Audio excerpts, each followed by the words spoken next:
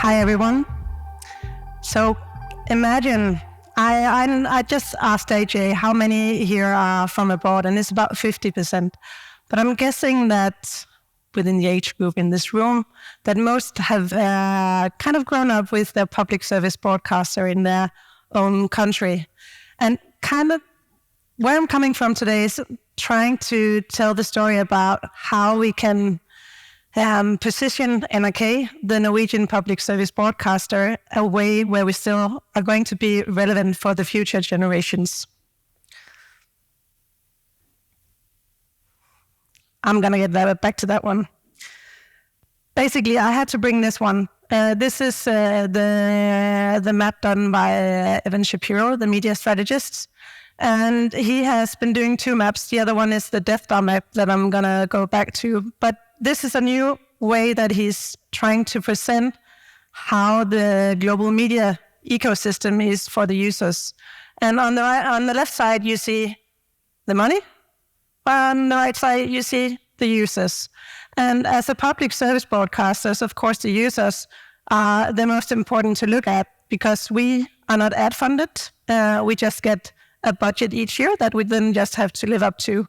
So here you can see public TV over there with a much smaller revenue that you can see from both gaming, mobile in-gaming, online video ads, and your social media. So this is, of course, important for us because we have to make really smart decisions about how we are developing our office. And this is his Death Star map. How many have seen this one? Yeah. I think this has been kind of a huge change in how broadcasters view the competitive landscape, because we look at Apple, we look at Google, we look at Microsoft, and all the gatekeepers that we basically have to cooperate with to be able to reach our audiences with the very important stories that we have to tell. And we're just in Norway. I mean, 5.5 million people, so small compared to both the US market and just the global market in all. And as the national public service broadcaster, we have three purposes, basically. We have to work really hard to strengthen the Norwegian and Sami culture and language. We have to make sure that those don't get lost in all the great, for example, American storytelling. We have to be a trusted partner for all our Norwegian audiences to come and get their news so they can be part of a democracy, that they can make informed decisions about how they're voting and how they are viewing the world, basically. And to be able to do that, we really have to tell stories that create community and that gathers the Norwegian population, no matter whether you're born and raised in Norway or whether you're actually Danish like me, who married a Norwegian and ended up here. The point is, we can't do that kind of stories. We can't get in touch with the audiences if we're not chosen. And that really means a lot when you're up against all the big competitors. Luckily, NRK has a really great place to compete from, and as Knut Arne Fut said, started this morning with, Norway has a really intricate digital landscape, and we actually have 9 out of 10 Norwegians that use NRK in one way or another during the day, and it's because we have positioned us with 4 digital strong products. We have our 4 linear channels. They're not going to die. They're still really important for us. And of course, our radio channels as well. So it's about not only positioning yourself in one place, but the times, they are changing, as Bob Dylan said. And we know now, I mean, I think it was La Liga who were talking about how especially the new generations are just consuming media completely differently. And especially the younger audiences, they expect personalization in some form, and they even demand it. It's not one channel to rule them all or anything else. They really expect to be to be served in a way that they get to know it from like TikTok or Netflix and other competitors. So we really need to know who the single person in the audience is to be able to serve this public service mission in the future. That's a challenge. We have introduced a login 5 years ago that we've embedded across all our digital platforms. And we do that because we want to be able to follow you through your digital media everyday life. But it's voluntary, so that's not always easy to explain to, for example, a 50-year-old user who is using our NRK TV app on the big screen, and they're kind of like, "Why don't I continue watching? Why don't I get my favorites? Why don't I get the stuff that I get from Netflix?" And we're like, "Yep, you just have to log in," and they're like, "Okay, but am I not logged in?" These are the three main media products for NRK. And the reason why I'm talking about this today is because we are really trying to break out of our silos. We have our NRK radio app. It's a successful podcast and radio app with a lot of live participation as well. We have our news site, nrk.no, which both caters very much for the daily news that you want to, but also for big events and for different kinds of interactions. Then we have NRK TV, which is the adult streaming service. We have a really important product here in NRK Super. NRK Super is our kids streaming service. And at some point we realized, okay, if we want the kids to move with us into the rest of NRK, we need to actually get them hooked right here in our kids app. So we worked very hard on creating a login for our kids app too. And that's really difficult because these are below 13, so they're not legally, they can't sign the terms and conditions. So it's kind of like a multiple setup where you both have to talk to the kids and you have to talk to the parents too to make them sign up. So we became really playful, created a lot of avatars so that they really feel at home. Snabelgøy å se deg her! Halla! Kult å se deg her. La oss finne noe kult å se på. And why are we doing this? This is where we can kind of combine our ability to have stories told by their heroes and actually really making them feel welcome into our world. And it was a great success for us. We were really afraid, is anyone going to do this? Are they really going to sign up for our kids app? But we have added more than 400,000 children into our NRK Super app since we launched back in 2021. Another really important way for us to get people to participate is creating experiences that really enhances the classical stories. And it makes people log in. I don't know if you can kind of guess what those spikes are. Those are events where we really get people to log in. Eurovision Song Contest, that's a huge driver. We've also really started to integrate QR codes into the full world of NRK. We use it to build bridges against our different products, and especially from the big screen to the small screen. And if there's one thing that the pandemic did for us, it actually made all ages be able to use the QR codes. It wasn't like this before the pandemic. But when you've been locked up for a couple of months and you want to go out and have a beer, this really teaches people how to use them. I'm going to show you our experiences about how you really have to incorporate the QR codes into the content itself, into the storytelling, because it needs to have more airtime than you think. And if you're working with content people, you know that they want to be in complete control of their storyline, and they think this is kind of an add-on. So you have to make sure that they understand why. På denne måten. Finn frem telefonen, skann QR-koden eller gå til delta.nrk.no. Logg inn eller lag en bruker. Det går kjempefort, og når du har gjort det, alt klart. Etter at alle artistene har fremført sine låter, åpner vi stemmevinduet. Du har 3 gratis stemmer til disposisjon. And it's on there again. And this is just some quick tips. It needs to be on the screen for a minimum of 1 minute. So this is not good for ads in any way, because imagine people sitting at home in their living rooms and they have to find their mobile, they have to start the camera, and then they have to kind of zoom in to pick up on the link for that. But if it's a real part of the story and the show, this is a singing contest, a classical show that you know, we actually do see that it gives you, it's a really good bridge.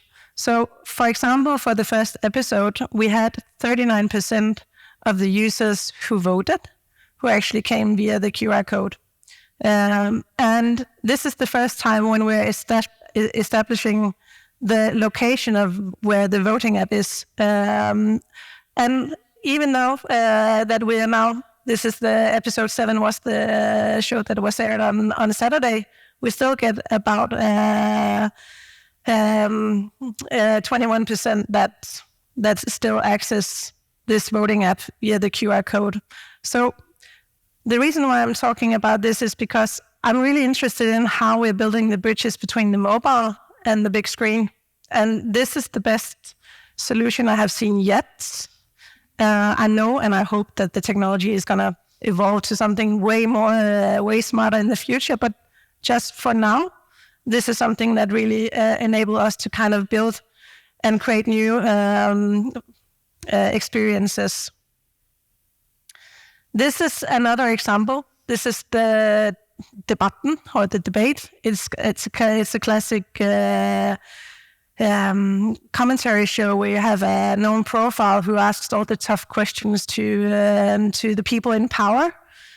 And one of the things we do believe in is inviting people to be part of the discussions, to be able to ask questions for the people in studio, and also just to join the community of people who are really interested in today's topic. And you have to do it from a lot of different ways. This is the news side, so they actually have to get a prominent place on the news side as well, to be able to guide people to the right place. And one of the things that we had to do was really think about where do we want that dialogue to be. And for the past 10 years or so, that kind of dialogue have been on social media. It has been on Facebook, it has been on Twitter, it has been on other places like that. And when we started to build the dialogue in our own platform, we did something different. We said, okay, we need you to sign in, and you need to not only give us your first name, but your second name or your surname as well, because we want the dialogue to be constructive. And what we see is that all the content creators that are kind of creating a more unified way of discussing these kind of topics is that when we do this on our own platforms, we get a much better dialogue. We don't get the kind of the trolling or the hate speech or anything. And it's not because we're moderating it and leaving those kind of comments out. It's just a matter of creating a community on your own, in your own way, on your own, not kind of, how can you say that? Being able to curate a place where people also feel safe about sharing different opinions, and actually being able to highlight the different opinions without them being in conflict. And also kind of see the funny thing is here you get actually people who see things from both sides. So the debate gets way more nuanced than kind of the fire speeches that you see on social media. And it's because we don't have the algorithms that promote that kind of feeling-provoking comments. It's much more about the topic. And this means we really have to think outside of our silos. It's not, I'm part of the TV management in NRK, But I cannot only think about the TV content or my own TV platform, because we have to build really understandable user journeys between our different offerings. Because what we can do when we not only have TV as a way of telling stories, when we use text, short form video, podcast, quiz games, etc., what we then are able to do is actually kind of creating something that becomes even more. And even though when we're inside of NRK, it's like I work with the TV, I work with the radio, I work with the news site, it can be kind of easy to just fall into your silo. But for the audiences, NRK is just NRK. And this takes everyone. So you have to start from when you actually commission and create the content, you have to think about how do you want that content to work? What kind of platform is the best? How do you then create the pathways? And also, how do we get the editors and everyone on board on what is the most important thing to tell different parts of the audiences right now? So we're building habits across products. We have launched sections where it's like discover more. So within our streaming service, you can now get links to news stories or podcasts. On the other side, if you're in the radio app, you get links to the TV shows or news content there as well. Long stories, new formats where you use pictures to tell new kind of experiences for people that don't have that much time. And you may ask, why are we doing that? And this is why we want to be in touch with the audience, because as many here have said, you really need to get the data. You need to understand your users. And what we see is that users that use one product or they're less loyal, basically. So if we get them to use all our 3 media platforms, they are 2.5 times more loyal to NRK. And it really has to do about, if we think about the 91% happy place where we're at today with broadcast and radio and etc., we have to reestablish those habits within the digital world. And we still have a gap to be there. But let's move into TV, which is my part. This is Glidanes. I'm very happy about this one. This is from Qatar. It shows how the Norwegian audiences are either or both streaming and using broadcast. So, for example, if we look at the 12 to 14-year-olds, 32% watches broadcast daily, but 69% are using streaming. Then you see the tipping point, as we call it, in the age group of 50 to 59. And this means that we really have to balance how we think about stories for broadcast and stories for streaming. But as you can see, there are streamers in every age groups. So a question we're asking ourselves is that how can we recreate and cater for that gathering function that TV has and that we hope it will still have in the future? And if we think about Netflix and we think about where OTT has started, it has really been about the niche. It has been about your personal taste. It has been about your own preferences. And then you have the TV experiences and the kind of the happy days when NRK only was a monopoly where everyone just gathered around to watch. And we're not going to be there, but we still have to find a way to create those shared stories in the future. And that means we have to think about all ages and what they can and can't do. It's about the kids. They can't read, or perhaps they're just too impatient to do that. And this fine lady is our user as well. She might prefer to find her way via the linear channels and via the TV guides and etc. But she has something in common with the kids too, because maybe she has troubles reading on the big screen as well when she's sitting in her couch.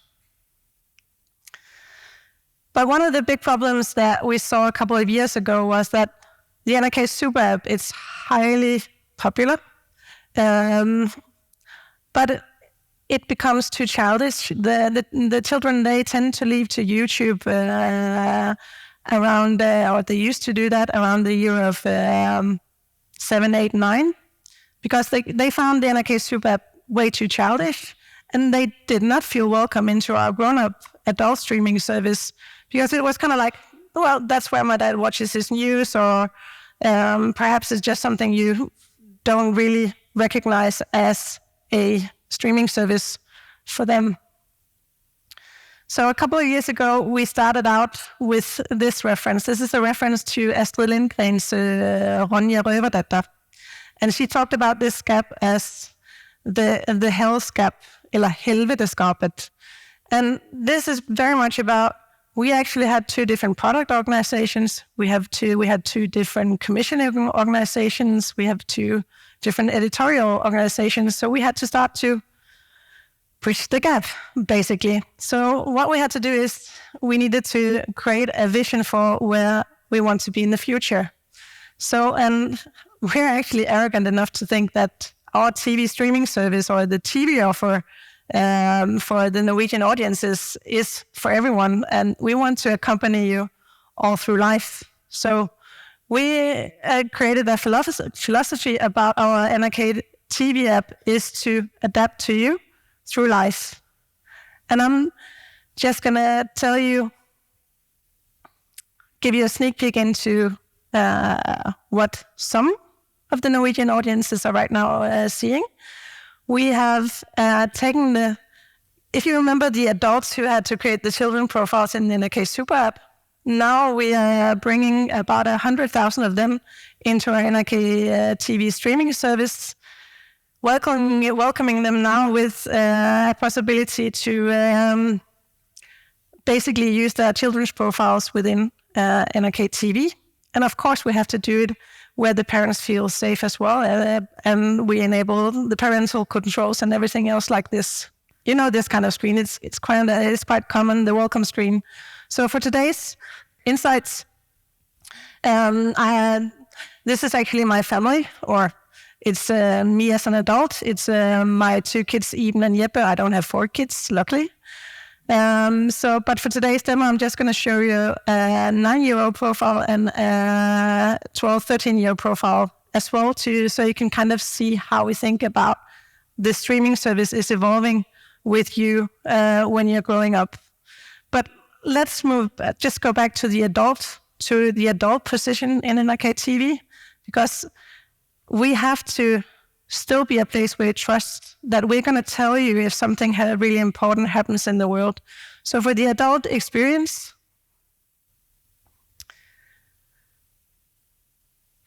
right now you can see that, of course, the Israel and Hamas story needs to be a huge part of the first promotions.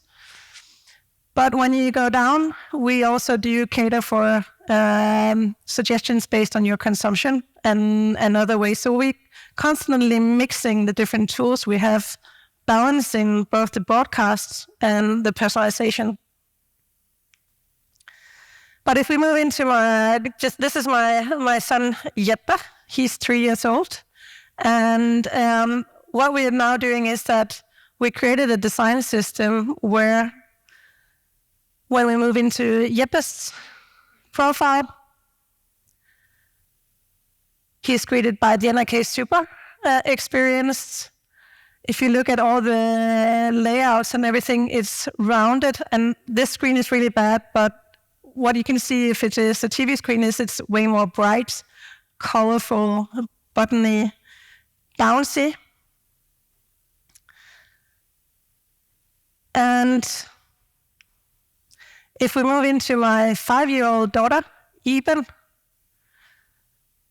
what you can see there is that we actually do not only change the layout and the stories, we also do things that are a bit more, what can you say? We expect more of the 5-year-old than the 3-year-old, you can say that. Then if we move into the 9-year-old, the 9-year-olds, if you remember, those are the ones that we have had issues with maintaining within the NRK Super app. Now we've created a place where we can mix and match the content that they need. Now we're not only using the children's programming, they still like the children's programming, but now we can mix and match it with the popular family content. And what we also do is we age sort the content. So if you're a 9-year-old within this universe, you get more of the content targeted for the 9-year-old. But if we know your age is 9, 10, 11, it kind of sorts differently. And then there's the teenagers. And the teenagers are, they want to feel special. They do not want the same things as the adults. So they're greeted with a much rougher, squared, darker pattern. And we even do put in content that the parents might not think is, we kind of have sexual content that they may not find too interesting in an orderly way. And the reason why we do this is because we want them to feel at home with NRK. And what's really important is that we are creating communities. And for NRK Super, we really wanted to create the strongest community for all the children. And this is called Bli med dagen, the Come Join Us Day. And we actually get a lot of the children in Norway to learn the same dance, learn the same song, and they're all dancing on the same time each year. So that kind of creating those kind of a shared experiences is really important. And it's not only important for children, it's important for teenagers too. And it's also important for us adults to be able to have those conversations in the lunch breaks and in the office, or perhaps in the elder home when we get there. So when we're thinking, we're thinking both on the axis of different media types, using both sound, text, clips, TV, and also looking at the age and who the user is, what their needs are. We think we can be relevant in the future. So that's for me.